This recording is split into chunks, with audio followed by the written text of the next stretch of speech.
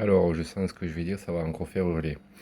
Pour moi, Peter Tosh était une bien meilleure personne, une bien meilleure artiste que Bob Marley, clairement. Peter Tosh était beaucoup plus engagé, avait beaucoup plus de conviction que Bob Marley en tant que personne, en tant qu'artiste. D'ailleurs, Peter Tosh s'est fait assassiner pour ça, en fait, pour ses prises de position. Il était clairement hostile au système, au pouvoir politique, clairement. Euh, Bob Marley avait l'avantage indéniable de ce que j'appelle le syndrome Sean Paul.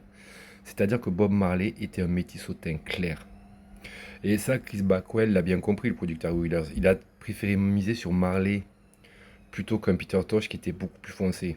Parce que malheureusement, c'est comme ça. C'est plus vendeur un artiste, une personne métisse au teint clair qu'une personne qui sera noire de peau.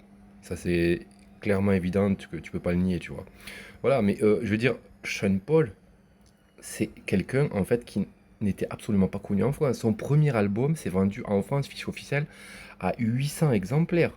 Moi, je peux te dire que j'avais acheté cet album parce que cet album, il a été dans les bacs d'un disquaire reggae spécialisé sur Bordeaux à l'époque. Mais je suis tombé vraiment dessus par hasard. Mais à cette époque, personne ne connaît Sean Paul. Et là, tu as toute la promotion jamaïcaine, la production jamaïcaine qui va miser sur lui parce qu'ils ont bien compris que Sean Paul était vendeur de par ses sons et de par la qualité en fait de son épiderme, tout simplement.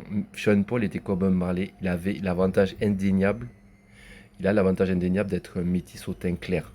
Après, attention, ça n'enlève rien à la qualité de ses sons, hein, à la qualité des sons de Bob Marley, tout ce que tu veux, hein, mais Peter Tosh, pour moi, ça reste le meilleur, vraiment, au niveau engagement, au niveau des textes et tout ce que tu veux, mais il a fait des textes, c'est vraiment largement au-dessus de Bob Marley, pour moi, clairement, voilà.